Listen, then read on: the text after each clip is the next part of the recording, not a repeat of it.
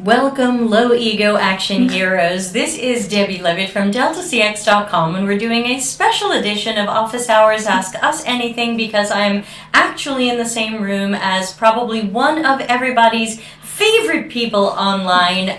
She's an author, she's a writer, she's a great LinkedIn presence, has a super blog. You know her, you love her. She's the queen, if I may say, of purple and yellow. It's Stéphanie Walter. Yay! Malika says, woo woo! And Ana Lucia says, hello everyone. So see, you can follow the chat here. Okay. She's looking at my computer that we're plugged into her camera and her microphone. So it's a lovely blending of things. As always, I want to thank everybody who is donating to the channel in small and large ways. I forgot to put the updated list on my travel computer, but thanks to everybody, past, present, and future, who is helping the channel out in small and large ways by clicking that join button on YouTube. Also, let us know how the microphone is sounding. I don't know if I need to make it louder or softer. I'm probably speaking really loud because I'm so excited. Let me turn it down a little bit. So since this is Office Hours Ask Us Anything, please send in your questions. We're watching the chat room for questions, and you can also send them in, where is it? I have to go like this. Yeah. In the usual, it's hard, right? In the usual thing. Sure. DeltaCX.com/links will show you a place where you can send in a long question or an anonymous question. Hi, Angie. Hi, Eleonora. Hello. Hello, Edward and Pradeep. Let's see. I don't see any questions yet. So I guess I will ask everybody, hey, it's Friday. What are you drinking? What are you doing? Any good plans for the weekend? Put that in the chat while I tell Stéphanie to introduce herself, just in case you are not familiar with her. Who are you and how can we follow you? Yeah, so hi everyone, I'm Stéphanie Walter, STEPHANIE. Walter is W-A-L. Yeah, true. W-A-L-T-E-R-I.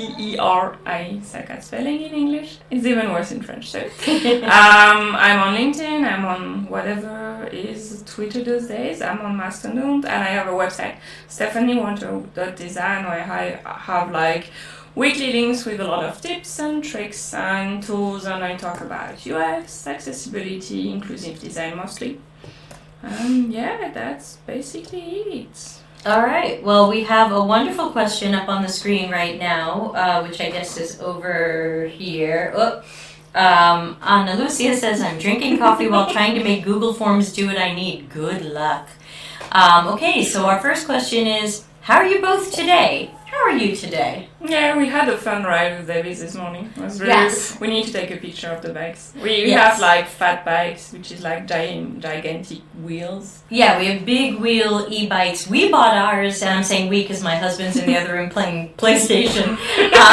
We bought ours.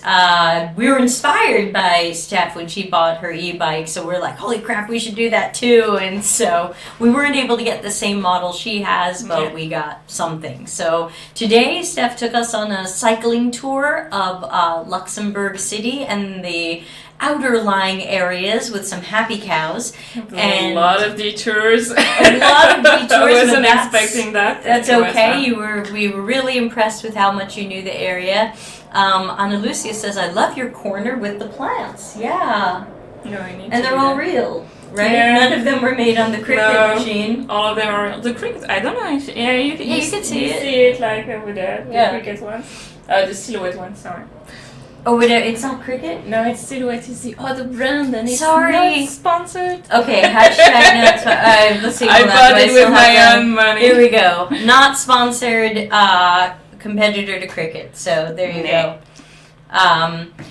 Let's see. How is the weather in Luxembourg? Started off cool today. I think it's cool, but no, I don't.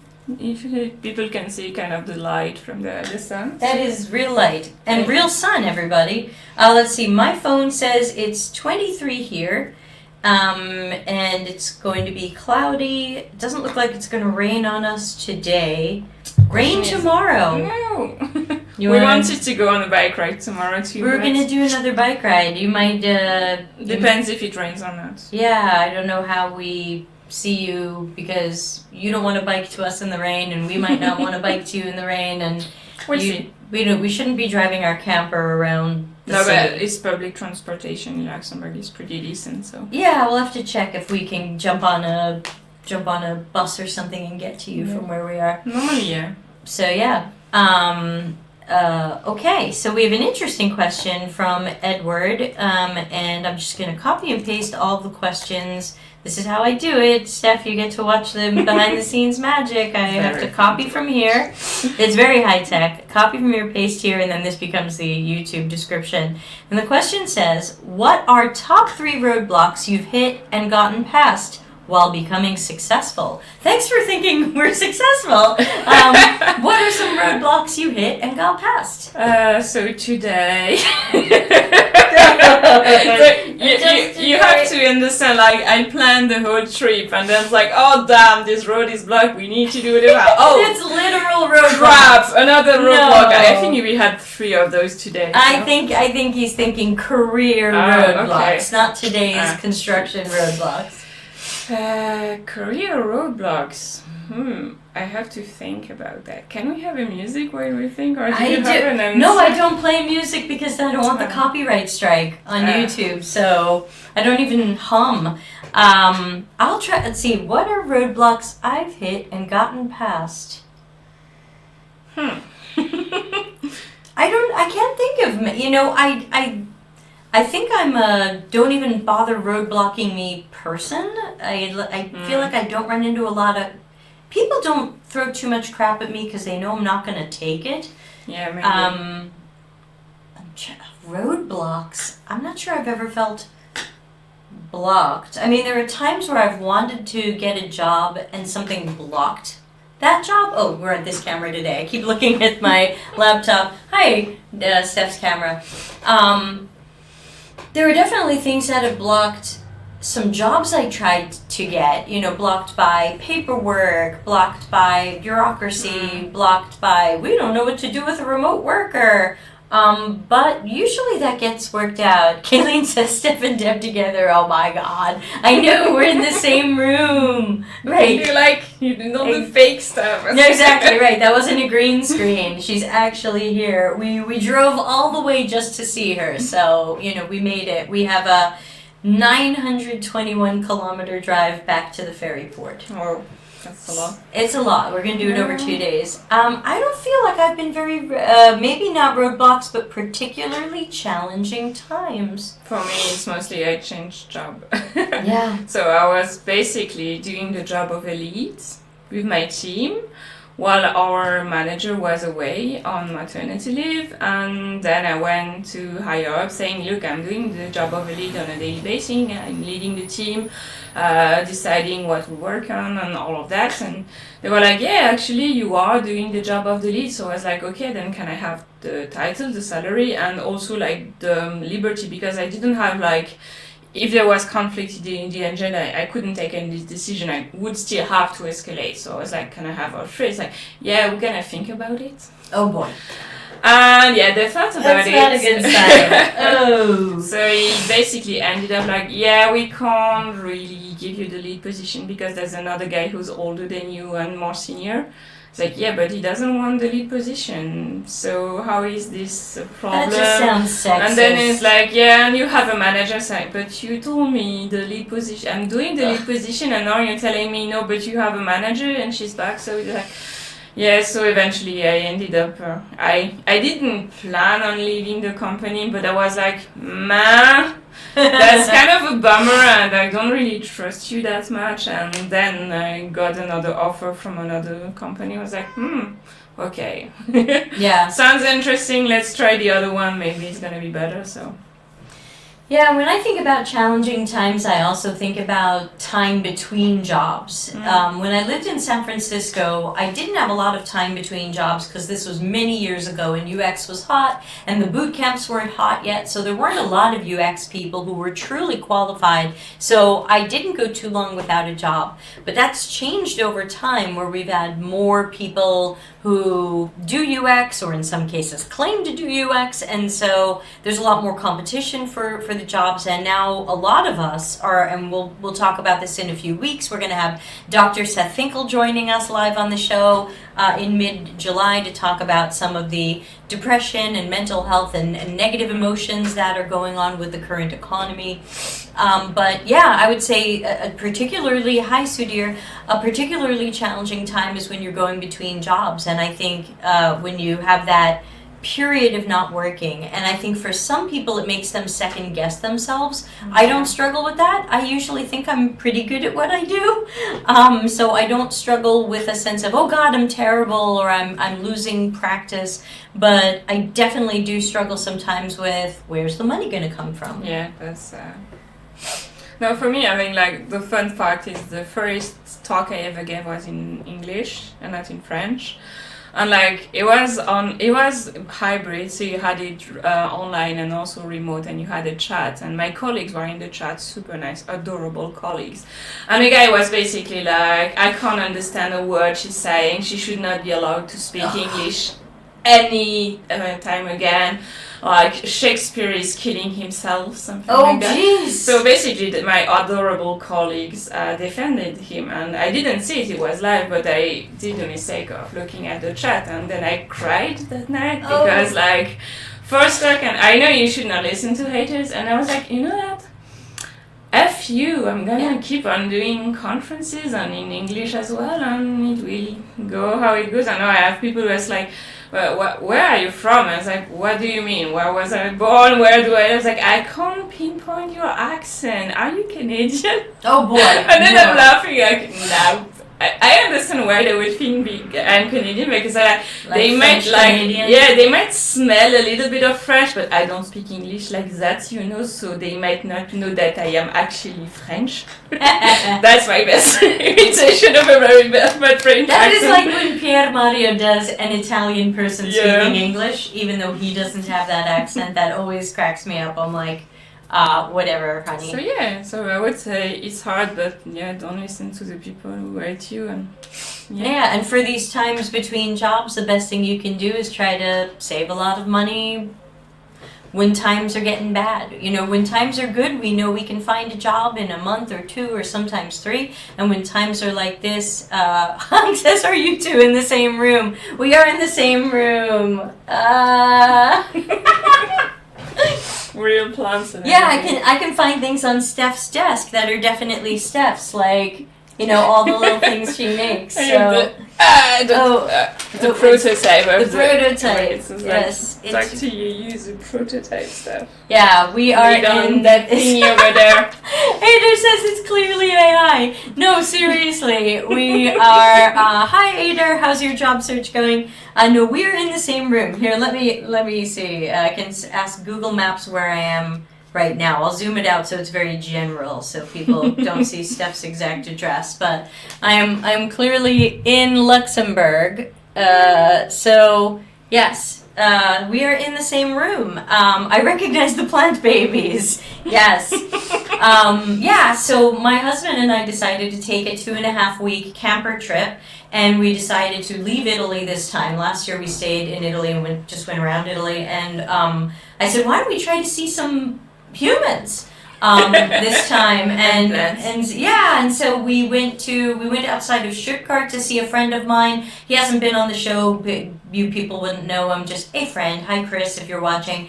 And then I said, gee, we've been threatening to go see Stephanie. Why don't we drive to Luxembourg, in our camper? So we got a campground about 6 kilometers from here. We brought our bikes, and so today we biked around. Kayleen says, the story of how you met. I don't know. This is the first time we've met, I think I DM'd you or you DM'd me, and then we started chatting or something. You know, a lot of the friendships I've made, especially the last 3 to 5 years, have just been people I like on LinkedIn, or some people who have been active in our Slack community. You know, when I think about some of the people I've become friendly with, like Kayleen, I didn't meet Kayleen until a few months ago, and that was way too short. So yeah, we probably would have collided through LinkedIn and maybe the Slack community. Yeah, I think so. Yeah, that would be my guess. That's where I'm meeting most humans related to the UX universe now. But this is the first time we're meeting in person, because it's been all pandemic-y out. So Yeah. we... Yeah, how are you two? I'm still laughing at how are you two in the same room? Teleportation. Yeah, when Debbie and Pierre Mario love their camper very much and drive it a very long way to Luxembourg to meet Steph and the famous King Geoffrey, who will be home from work. Yeah, he's at work at the moment. Yeah, so it's a double date over here. But this is Office Hours Ask Us Anything. You are welcome to ask us about anything. Steph knows so much about enterprise UX, so great to ask her questions related to that.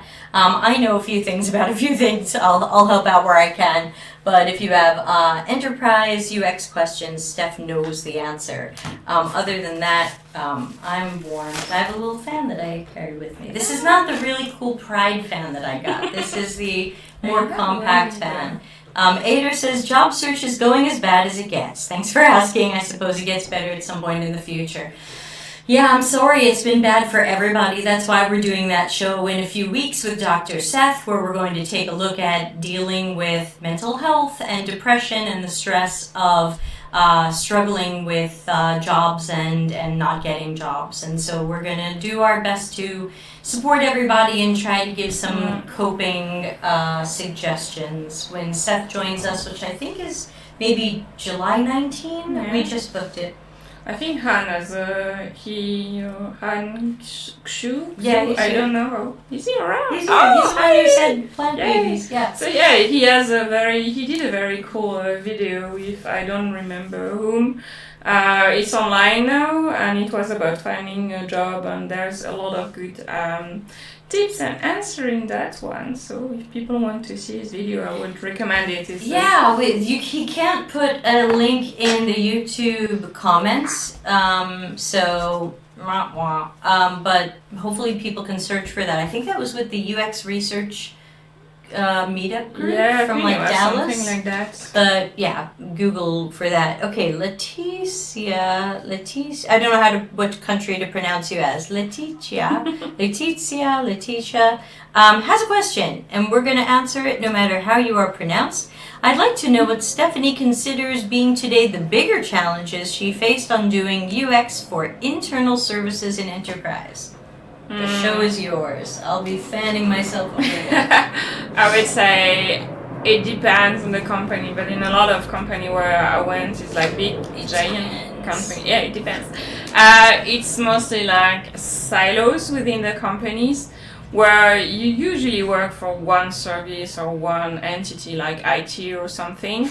And you start I think I have a very nice drawing where you have a lot of strings put together, and you just starts taking one, and you see this giant ball of messy strings and all of that. So the big challenge is often you work on stuff, but you don't have the control over the whole thing. So you're yay, for instance, we would like to automate something so that the user don't have to do copy pasting, but it's completely out of our scope. It's another tool. But for the user, if they will access this tool from your own, they don't want to understand and they don't have to understand, it's something else. So you have super gigantic complexity of IT with a lot of tools and services, and all of those don't necessarily communicate. All of those were bought by different people with different needs, so it's kind of conflicting sometimes. And then you have users who are just but I would like to have one place where I can just click and access the stuff, and one would like the stuff to communicate with each other. So you have this kind of complex thing where you understand why it's a giant mess because you work on IT side, so you know kind of the technical reason, but you still but for our users, they don't care, they should not have to. So we still need to find a way to kind of make this less painful and try to find ways to make all of these things communicate. So if you work in a company where silos are a little bit smaller and you can get a couple of people in the room and have them communicate, you can find very nice solutions. Sometimes you are able to have API, cross-functional stuff, and then you have the technology that can serve the users. or sometimes you can't, and then you have basically you blocked by technology because you're not the owner of that project, and you would like to have a bridge between those two so that your user can work in a better way, but you're blocked technically. So yeah, for me that's kind of the biggest challenge. This is also why we can't be replaced by AI. It's because it's so much human being complication and technical complication that's like, I would love to see ChatGPT do user research in those areas. It would be very, very funny. Like I was saying, even like, let's say you give the process book to ChatGPT. It's like the user don't follow the process. You have the process book and you have the actual stuff the users do.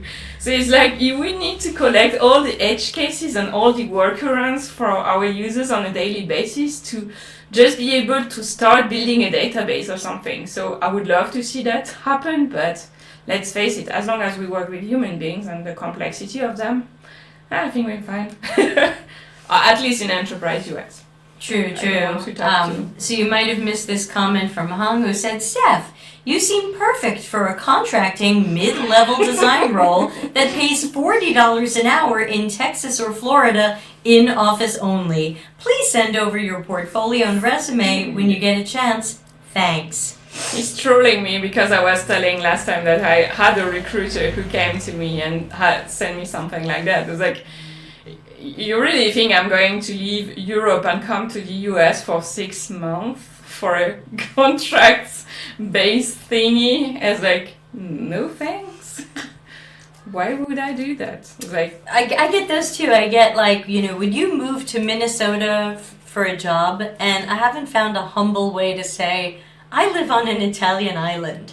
And so people are like, will you move to New Jersey or Minnesota? I go, from an Italian island?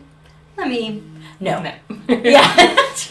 No, but that's what I'm saying. There's a lot of people looking for jobs in the US. Like, go and ask them, why do you want me to relocate for 6 months in the US? It's not very interesting. So usually I'll tell them, try the local market maybe. Yeah, seriously. There's so many people. I always say to people, like, give me the job description. I'll post it to our Slack community. Like, please don't wait for me to move to wherever you're saying. But I get asked all the time, will you move to Amsterdam? Will you move to Portugal? Will you move to Berlin? And it's like, no, I have a home and a husband and 5 dogs with 20 legs and a happy life. And I'm sorry, I don't want to live in Berlin or wherever. Hey, guess what? We all were able to work remotely in the pandemic. Why can't we do that now? What happened? Let's see. Hung says, Steph is in Luxembourg, Wisconsin. Population 2370. Yeah, we were joking this morning about how many people there are in Luxembourg, and I already forgot the answer. It was like 120,000 or something. Letitia says, Stephanie, your answer is just awesome. Keep it up. Thank you. Lorena says, honest question. Okay, and then we'll get to Victoria. Hi, Victoria. I was hoping you'd be here, so special secret hello to Victoria P. So let's go with Lorena's question and then Victoria's. Lorena says, honest question. What is the best organizational structure you've both experienced for UX? Under marketing? Under research? Under engineers? Or do we all need to create our own agencies? LOL. For me, for now, I'm within the IT team, and it's not that bad because I get all the technical information, so I kind of can talk directly to developer and start negotiating some bridges. So I don't think it's ideal to be in IT. I think UX belongs more to innovation or like product, but if you're working internally, it's either IT or business. And for us, the thing is, at least in Luxembourg, we have a role that is called business analyst, which I'm still trying to figure out. Is someone who's so... No offense to business analysts. I've worked What do you do? Yeah, that's the thing. I've worked... The thing is, I've worked with many business analysts, and they all do different things. I think you can say the same thing with UXers, to be honest. But so in theory, they're supposed to get the needs of the business. And when I'm saying business, I'm not talking about how do we make money with the product here. The needs of the business is really like the process. Like I work with a bank, so business means the daily business of the bank, the process, the organization structure, and all of that. And for me, like, IT isn't that bad because at the end of the day, I work directly with developers. So whenever I start prototyping something, I can discuss directly, is this technically possible? Like yesterday, I basically wrote a story where I put 2 pieces of UI. I said, I would prefer that one, but if it's too much development and we're on a tight deadline, I would go for this one if it's easier. And then I was like, just the developer will choose whatever is the easiest because I really need this feature online. So I would be willing to kind of compromise, and both, like the usability of both is okay. Like it's not gonna change. It's like one is one click less, so it's okay. So for me, IT is not that bad. I never had to work with marketing. I think it's better that I don't have to work with marketing. I worked in an agency, but it was a web agency, and it was very frustrating because we used to do kind of proposition. And the first thing client asked to remove from the proposition was user research, accessibility, usability testing, and if we can even remove the wireframe and go straight to the UI, that would be perfect. Why don't you just go from my brain to code? Just code what's in my head. Agency was very frustrating, but I also know that some people in agency, they work in UX specialized agencies where they do only research projects. So it depends. I'm sorry, but I think it really depends on the type of agency. It's the same, I think, in internal and enterprise. So you need to identify, I think, what kind of area you would prefer and check. My opinion on this is that ultimately we can have great relationships and collaborate well with anybody from the cross-functional team or other domains. We can have the great relationships Steph's having with her developers without having to answer to IT or an engineering lead or something like that. Mm-hmm. I personally believe that UX should be its own domain within an organization, maybe combined with CX, and that ultimately these answer up to a CXO. I've also had some trouble where marketing was in charge, so I feel you there. Usually the marketing people are like, why isn't this prettier? Or why didn't people click on this more? And I go, but is it important that they click on this more? It looks like a bunch of people here are thinking about moving to different places. So, good luck if you can get that done. So, yeah, I think there are many places UX can be. The question is, wherever they are, do they have autonomy? Do they have power? Do they have their own budget? If we don't have our own budget and we don't have some power and autonomy and we don't have some sort of managerial structure, then it's not always a disaster, but we run the risk that someone else is going to control us. Someone else says, I control your budget, I control if you can hire, I control who you answer to, and I think that's where we end up with some of our funkier work experiences. I can't get to New York City by tomorrow. Yes, you can. It's called an airplane. Okay, so let's take a look at Victoria's question. I'll try to put it up on the screen, but I'm definitely layering too many things on top of each other. So here we go. Things on top of things. Here, let me try to move this over. How's this? Okay. So, Victoria asks, hello, have either of you done research with folks using assistive technologies? Any lessons learned or tips through those experiences?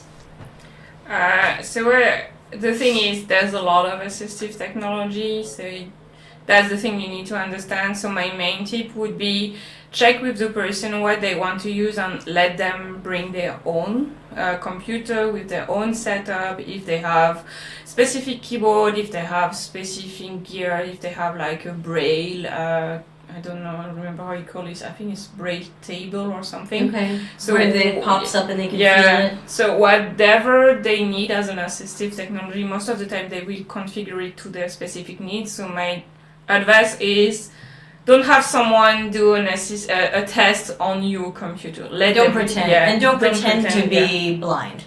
That's kind of another problem. But right. Yeah, you can test the website on your own with a screen reader, But it's the same, like you will not navigate the same way as a blind person would actually navigate. So that's the thing you need to understand is everyone is going to kind of configure it and tailor it towards their specific preferences. So have them bring their own material. And then also make sure that and go to them if possible. Go to them. Why bring them into your environment when they probably have well customized their own? So that's the thing. Either you go to them, or if you make them come to your lab or something, you need to make sure that the whole thing is accessible. Usually, if you have a blind person, maybe you want to like go and get them at the entrance of the building, things like that. So very basic, like make sure that the user experience of the whole test is as good as your thing. And my last advice is we have checklists, like we have WCAG, we have guidelines, and it's the same as for usability testing. You're not going to give a shitty website to someone and you know it's shitty, it has usability issues.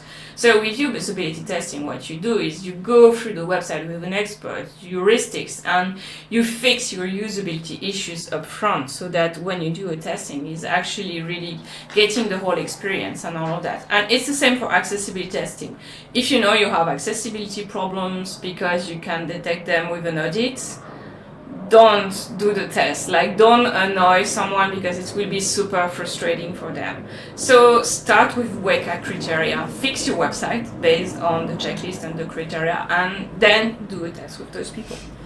Otherwise it will be a giant mess and you will have them come to you, or you would come to them for like issues you could have detected on your own. Like if your keyboard navigation is not working, they will not go anywhere. So make sure the keyboard navigation is working first, so that the feedback you get are going to be really actionable and not just like basic stuff you could have fixed on your own.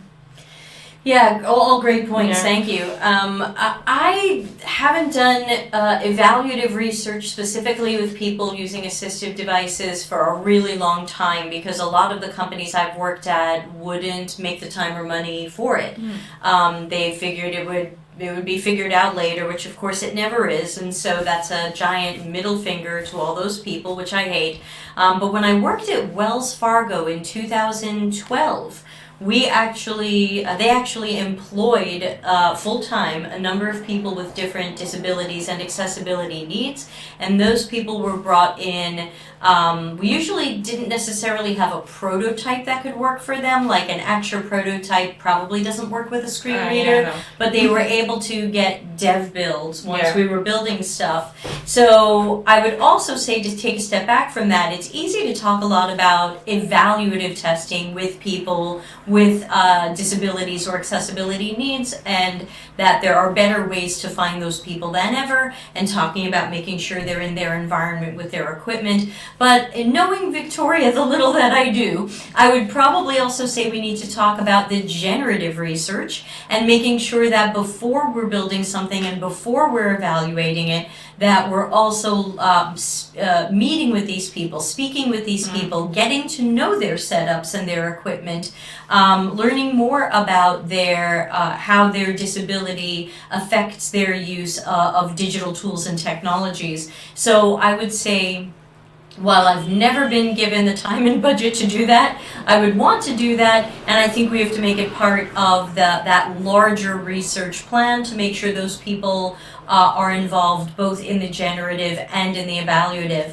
I know that in my new book, Customers Know You Suck, in chapter 13, Sherry Byrne-Haber talked a lot about evaluative testing, and really said a lot of the things you just said about how you don't want to do evaluative or usability testing on something that doesn't work, that you can know doesn't work. I can't tell you how many times people give me a Figma prototype or something else, and I try to tab through it. You can't tab through it. No, so it's another thing that I love about Acture, because while Acture might not work with a screen reader, it will work for other assistive devices, because I can go into Acture and I can specifically say, if people are on this field and they click tab, jump to this field, or jump to this field. I can specifically build in field order in Acture, which means there's probably some usability testing I could do with Acture, but certainly not all of it.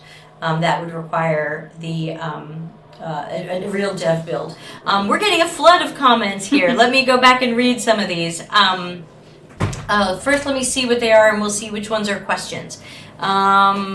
Okay, so we've got a question from Letitia. Let's put that on the list. And the list, Steph gets to see my very exciting list in Notepad, just in case you thought I used something sexier. Maria's writing a whole bunch of things here together. So let's get Maria's question after that, and I'll clean that up later. And one woman show, everybody. And Ana Lucia says, I collaborated with research back when I was working as a therapist. We had an assistive technology room. The researchers contacted us to collaborate since we had a lot of people in the target audience. We had to adapt a lot of things to make sure they could answer. The researchers would be fine with it, actually, and every person used the right technology for their needs. Some only used touch screens, others needed eye tracking software. Either way, they would be coming weekly to our institution, so it was a great place to meet with the researchers. And Ana Lucia, when you talk about the institution, if I remember correctly, your previous career was a physical therapist.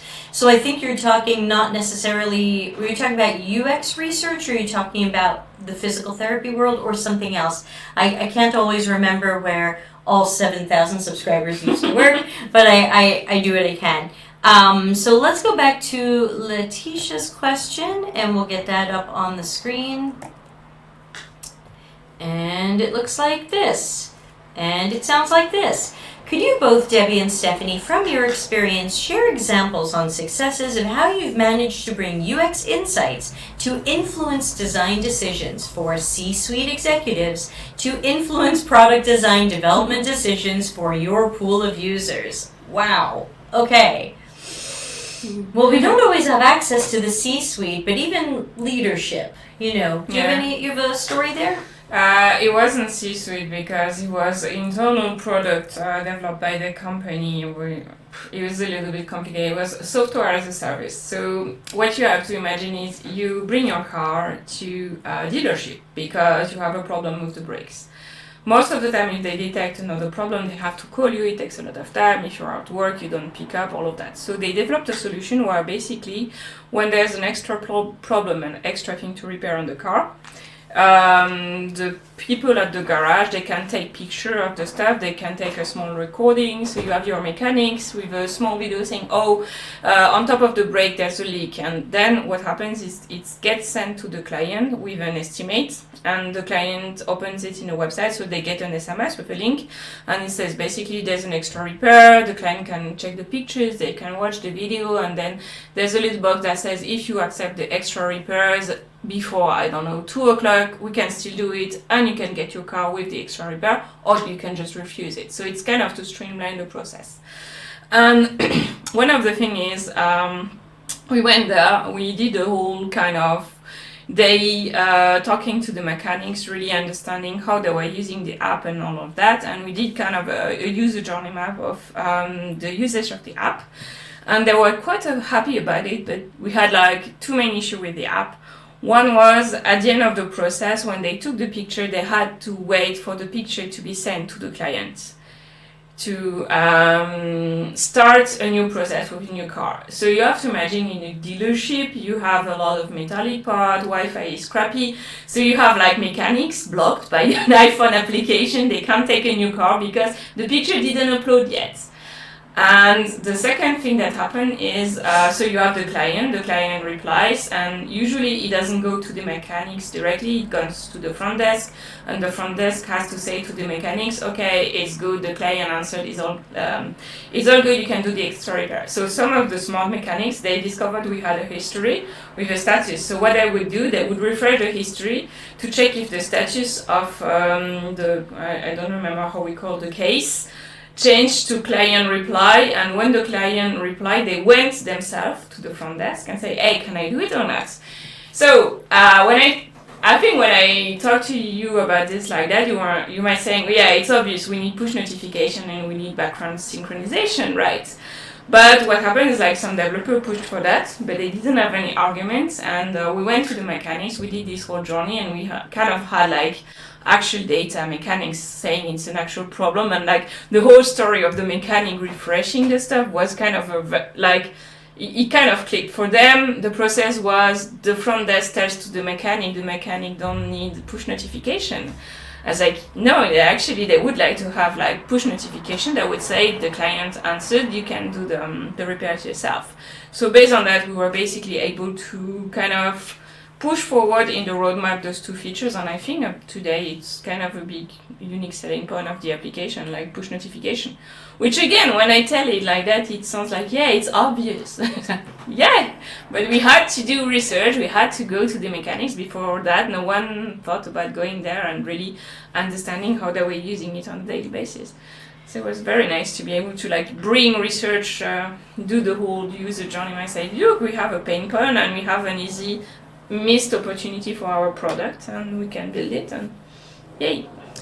Yeah, I think if I had to tell some similar stories, they would definitely be about where research showed that something people assumed was incorrect, or that there was some aspect of the task that surprised us, or a behavior that was unexpected, and that definitely changed things. And my stories are more with some startups. So I think about, like, I think the two things that came into my head when you asked the question, one of them was, I remember being on a research call with one of the client's current customers, and we were showing them our prototype, so doing a little evaluative research, and we were recording it, and it was a very grumpy woman, and she's going through the prototype, and she's like, I need everything at the top of the screen because I never scroll. I never scroll, she says to me angrily, while she's scrolling up and down the page. She's literally scrolling. Every page she went to, she scrolled through the whole page to see what was on the page, and she's going, I never scroll. I need everything at the top.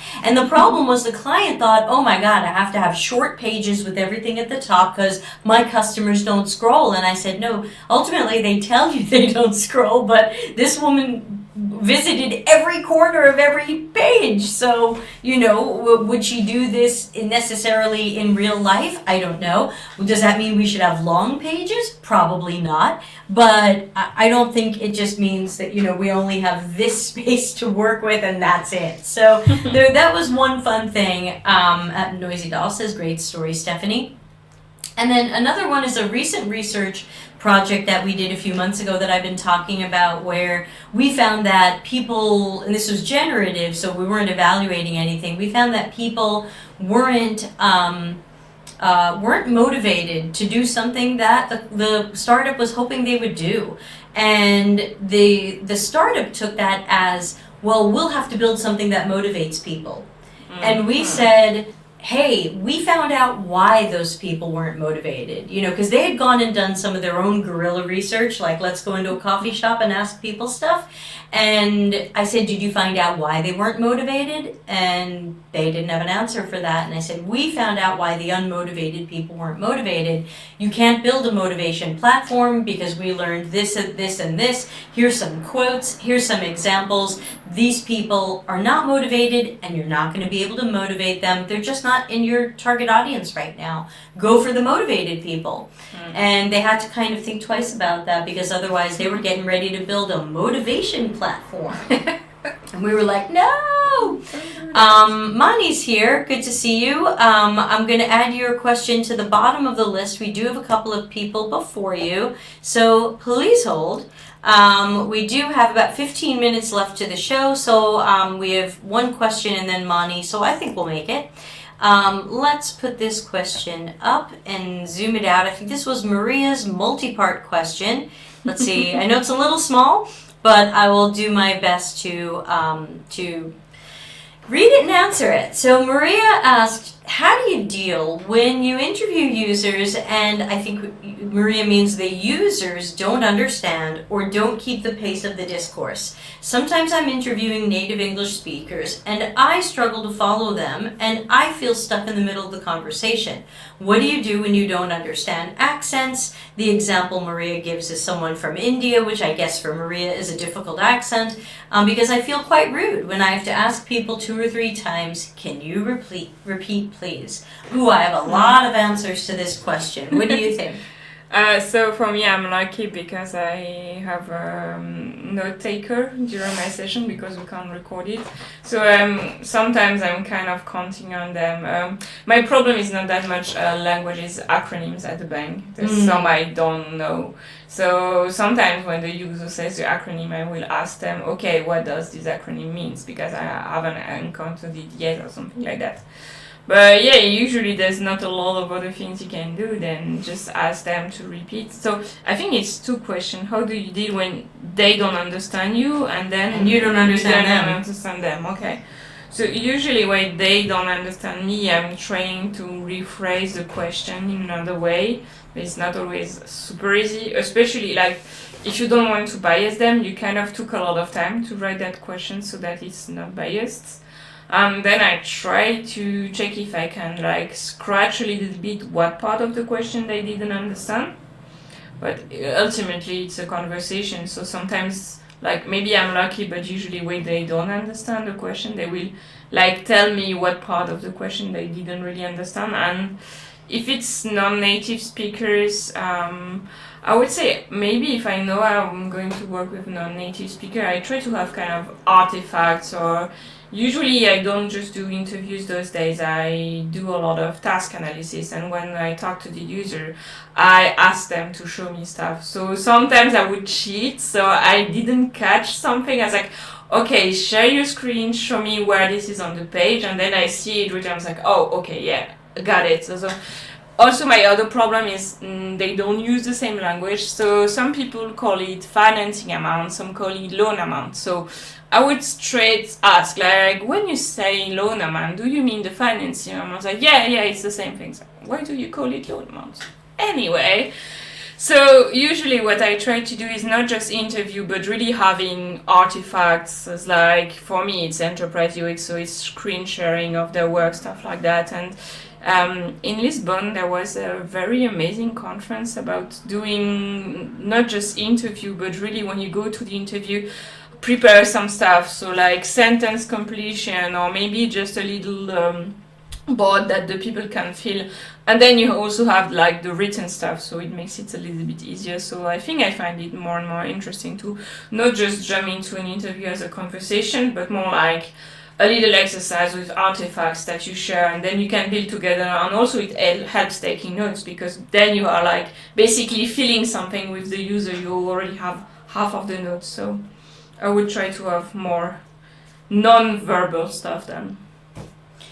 And I'm going to say a couple of things that might sound a little bit, I don't know, blunt or judgmental, so please excuse me. But number one, let's make sure that we're interviewing people in the language in which they use whatever system this is. If you're speaking to Indian people and they use a system in Hindi or a regional language or something else, then someone should be interviewing them in that language. I worked last year at a company that mostly did business in England and Germany, and we had German researchers who spoke German to the Germans. And it wouldn't have made sense to speak English to the Germans, even if they knew how to speak English, even if they were great in English, because they were using the system in German.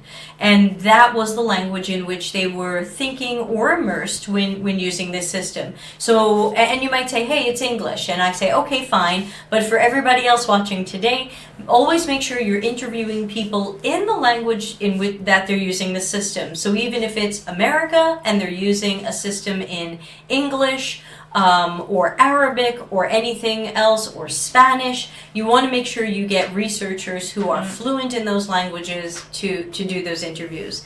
Then the other tough thing that I'm going to say is many of us are not native or fluent speakers of many languages. If you're having trouble with a language, you might want to take on a research partner who's better in that language. You might decide you want to brush up on that language more before doing more interviews. I've been refusing to do interviews in Italian because I don't feel my Italian is good enough.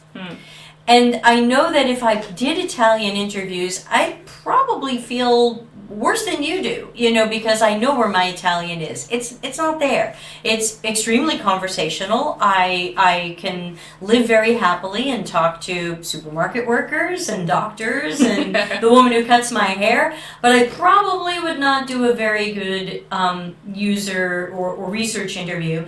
That's my self-awareness of my language proficiency, and I've decided not to take that work on. I'm not saying you shouldn't do this work, so please don't hear me say that, because I'm not saying you shouldn't do this work. I'm just saying you might need to think about if your language is at the right point. Oh no, Kayleen says you two have great hair. Yeah, I think my hair is like super wacky today. Yay! Because I washed it and then I put it up to put on a bike helmet. Yeah, the bike I have bike helmet skin hair. stuff. We should just put on our bike helmets and do the rest of the show that way. Is in a cave. For safety's sake. So Maria, I don't think we've spoken. Your English may be excellent, and there just maybe times where you feel a little bit lost. But maybe there's a partner who you can have, just like Stephanie as her note taker. Maybe there's a partner you can have with some of those interviews in a language where you may or may not feel totally comfortable. So that's some of my thoughts there. But again, my decision has been to not do those, to give them to someone else, to give them to, if someone needed interviews done in Spanish, I've forgotten a lot of my Spanish. I'm not going to do that interview. I'm going to find someone who can operate more comfortably in that language. Like Devo, but more fun. I don't know what that's going to refer to. Oh, because we would have bike helmets on. Do you remember Devo at those wild hat? Devo was a band from the late 70s, early 80s? No. Okay. So I'm old enough to remember Devo, so thank you for the fun new wave reference. No, I bear that name, so don't ask me what I'm listening to. I have no idea. I don't know the names. Who am I listening to? I don't know. And we've got Mani's question, and then we're probably done for the day. So thanks to everybody for your patience, and for Steph coming on a special edition I'm Sitting in Your House show. Debbie, and probably Steph too, can you give us specific examples of collaboration versus design by committee conversation, or how you converted a design by committee conversation into collaboration? Have you had any of those experiences? So when I was working in an agency, I was working on a newsletter, and I think it was the worst project of my life. Oh no. And we were like, the first designer did 3 versions, I did 7 versions, and the client was still not happy. I was like, I would like a little bit of that stuff, and then the middle of that, and the stuff, and then eventually my boss just like took the phone and he said, you know what, if you're not happy with the work of one designer, of a second designer, maybe the designer is not the problem. It's like, yep. Yep. So we just like finished the newsletter and didn't work with the client anymore because it was a giant mess. But no, like I think I'm lucky I was able to avoid design by committee. Oh no, I was able to avoid, my colleague was not able.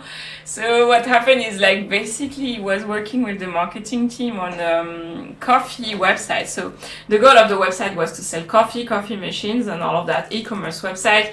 And he started doing something very inspirational, like pictures of coffee and all of that. The problem is the lady on the marketing team was a big fan of LDLC. I don't know if you know what this is. Computer hardware store. And very technical stuff. So she basically had us remove all the inspirational coffee stuff. And the mock-up became so boring that I just changed the color, replaced the coffee by shoes, and gave it as an exercise to my students. That's how much of the visual identity we lost after that lady completely destroyed my colleague's work. And like every time I would just like see emails like 5, 3, to one colleague complaining. I was like, sorry. And at some point she went like, we don't want one lady with the headset at the bottom of the website for a customer service. They wanted two of them. And I just opened Photoshop, I replaced them by kitten and sent the picture to my colleague, like, I made it better. So just to kind of cheer him up a little bit. And so the very, very fun story is after that, they completely vanished. So they took the mock-ups. And that lady, I don't remember if she got fired or if she went on maternity leave and never came back. So anyway, 6 months after, they come back to us with the guy who replaced her. And he was kind of, trying to tell us stuff, but feeling very uncomfortable. And it's like, yeah, we don't want to work with you anymore because, like, don't take this wrong way, but the mock-up is very boring. It looks like you're selling computer hardware. I can't really feel the coffee for inspiration. Did you tell him? And I just laughed. I was like, yeah, do you want to know why? Yes! Ask the lady you're replacing today. I was like, yeah, okay. So I didn't even want to save the project anymore at this point. Normally I go, here's what I did before she cut it to pieces. No, we didn't want to work with them anymore. But so it was very fun. It's like, yeah, the reason it happened like that is basically the person is like, so no, it's not really, I don't really have a solution. Usually I try to kind of explain to them that I'm the designer, and eventually I think there's a meme where like, if I design the stuff is like 100, if I design while you watch is like 1,000. Right, the price keeps going up. And if I design while you watch and give direction is like 10,000. Something like that. And I'm like, yeah, at some point, eventually. So for me, it's easier today because I'm a consultant. So I give my opinion, my advice. If they don't want to take it and they prefer to go design by committee, I did my job. So at some point, it's just like, my advice is don't fall in love with your job. And then just, sometimes you have shitty projects and you just try to make the best out of it. You support your colleagues, and that's basically it. Yeah, and I want to speak directly to what Mani is saying, because he's also said, I recently got called a not so good collaborator for not encouraging design by committee. Have you experienced that too, or is it just me? I think a lot of people have experienced that. The story I was going to tell was at previous jobs where I did get pulled into somebody else's design by committee adventures, usually a product manager or a scrum master would be like, hey, let's do a 2-hour brainstorming session on how we're gonna, whatever. And I got invited to a couple of those, and as soon as they introduced, what the workshop or session was going to be, I would say, okay, but where's our information? What do we know about this? And people would be like, well, we don't know anything about this. We're going to brainstorm. And I'd be like, okay, but before we brainstorm, what do we know about the users? Why are they doing this? Or why aren't they doing this? Or why are we seeing some of the poor results that we have? Do we have root causes for this? Do we understand what problem we're here to brainstorm to solve? And their response was to never invite me back to any brainstorming sessions or workshops again. And I thought that was a little bit sad in a sense. I mean, while I didn't miss being there, I thought it was sad that nobody wanted to think critically and be challenged as to, look, a brainstorming session can be good. They're not all terrible, but many of them are terrible when we come in and we don't even know what we're doing. So if people try the you're a bad collaborator with me, I would say, well, hold on a second. What is your definition of collaboration? Because if your definition of collaboration is you've got to do design or UX work with me or for me, then does that mean collaboration means I get to do your work with you or for you? Because collaboration is literally Latin for work together. It just means we're working together in some way. We can work together without you trying to do my job. There's a difference between design by committee and everybody saying, I want it to be like this and I want it to be like this, and let's just make sure we're working together, where we're checking in with each other, where the developers know what we're designing. We're keeping people informed. We're finding ways to share that. It is sad. No one wants to do the work and do it the correct way. It is true. So I think that we have to ask people about the whole committee thing and challenge them a little bit and say, look, I understand that it can look like I'm not collaborating because I don't want you to do my job with me or for me. But let's be honest. You don't want me to do your job with you and for you.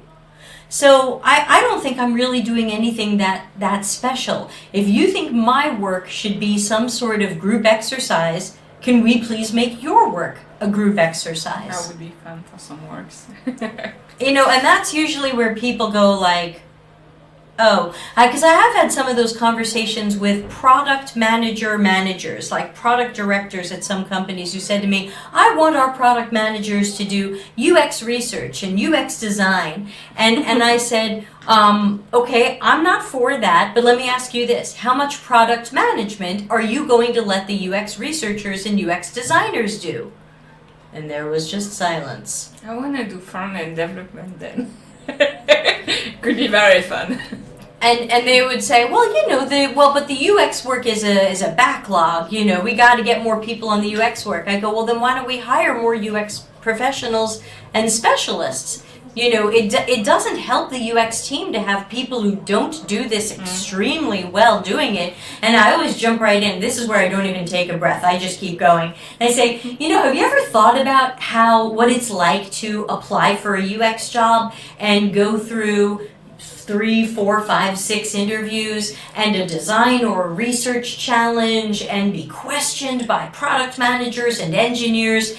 I said, if your product managers want to do UX work, then I just want to put them through the same process and make sure that they're qualified to do a UX job, because we really put people through a lot to get a UX job here, and I don't want to even accidentally make it look like anybody can do this. If we're putting people through 3 interviews and a design challenge and a panel interrogation, then let's do that with your product managers too. So as soon as people say, hey, you're not a good collaborator, I say, tell me more about what that means. Tell me, what does a good collaborator look like? Because go ahead, answer that. And then when they go, well, we should be doing design thinking and design sprints, and I go, but that's my job. My job is to do the design. If you're going to turn that into design by committee, then my question is, are you okay with engineering by committee? Are you okay with product management by committee? No, you've closed and locked the gate on purpose. Mani says, what should an actual collaboration with product be like? Yeah, you've got to read my books. This is all in there. The short version, because we're running late, and so I want to make sure Stephanie gets dinner. But we've got a couple of more questions. So I think that a good collaboration with anyone else is when you're doing your job and they're doing theirs. So if a product manager is trying to check if we have done the right work in the right order and addressed priorities and addressed business goals and user goals, then I'm going to show a product manager my work and say, look, I don't need you to approve my work, but can you take a look at it from the product manager perspective and see, did I touch on all of the things that you expected this project to touch on? And if they go, well, I don't like this, what if you move this over here? I go, I'm sorry, everything we do is based on evidence and data and best practices. I don't want to move stuff around just because you have an idea that you like, because then the engineering lead has an idea they like, and the VP of products has an idea that they like, and I don't want to start playing the I like it better this way game. This is my job, and I would like you to please trust me to do this this way. If it's going to go to evaluative testing, I can say we'll test this, and we'll be able to know if this is the right design or if it needs to be changed. So I would say that the best collaboration is where everybody stays in their swim lane and does their job from their perspective, where the engineer is not trying to design the thing, the product manager is not trying to design the thing, I'm not trying to be the product manager, I'm not trying to be an engineer. We all get to do our specialized jobs, and we just find ways to work together.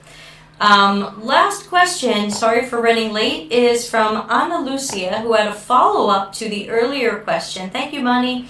Blah, blah, blah, blah. Here it is. What do you recommend if the research or product team is small? This is about languages. Would you rather invite an outsider as an interviewer to make sure languages are aligned and considered? Have you ever had an issue where you needed to bring in somebody else to cover a language? I mean, you speak like 72 languages, so maybe not. I mostly do research in French and English, so for now it's fine. But I think you need to invite Michelle because she wrote something amazing on her blog where she explained how she worked with I think it was Japanese translator, and that it was not just for the translation, it was also for the cultural differences, because Right. even if you just do the translation, sometimes you need to understand like the nuance and the kind of cultural thing and how you...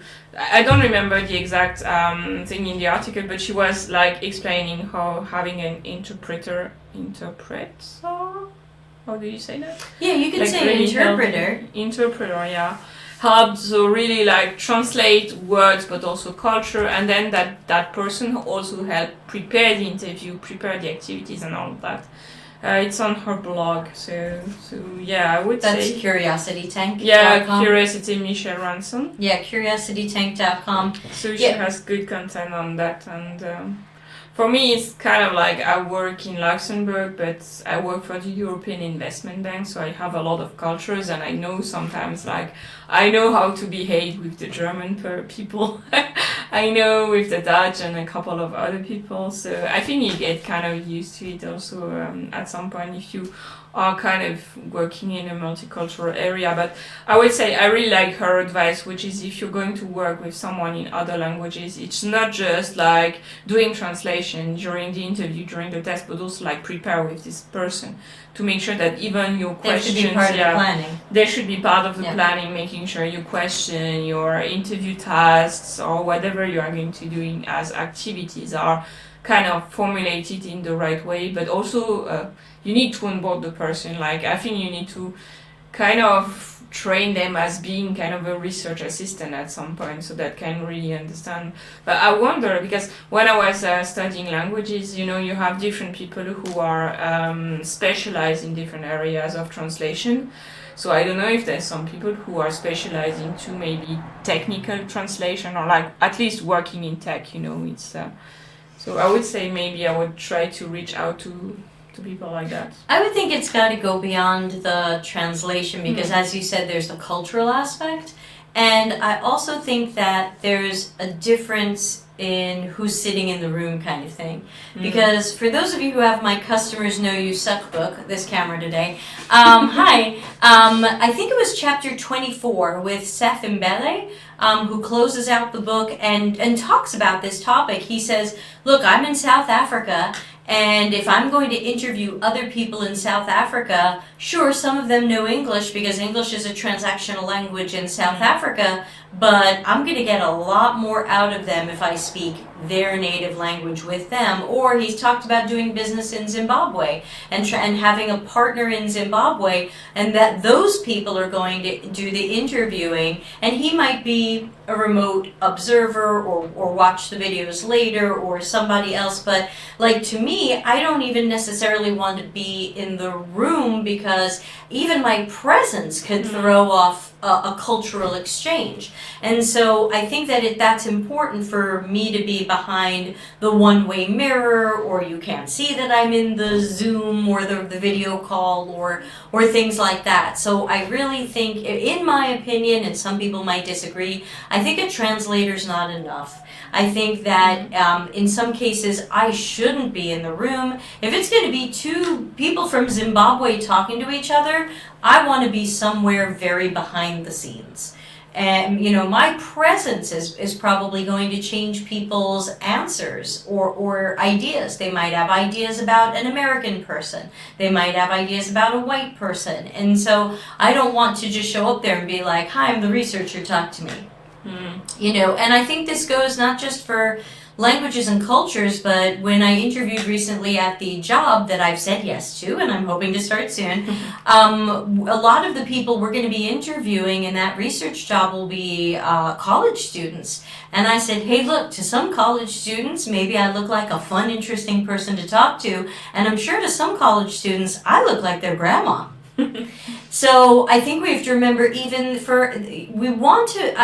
have found that people want to talk to people like them. Yeah. That in some way that they feel you're like me, whether there's an ethnicity in common or an age in common or some sort of origin in common. I think we get more out of any type of research when the participant looks at us and says, this person gets me, or this person is like me. So I think we have to be very mindful of this when it comes to ethnicities, languages, ages, possibly genders, possibly disabilities.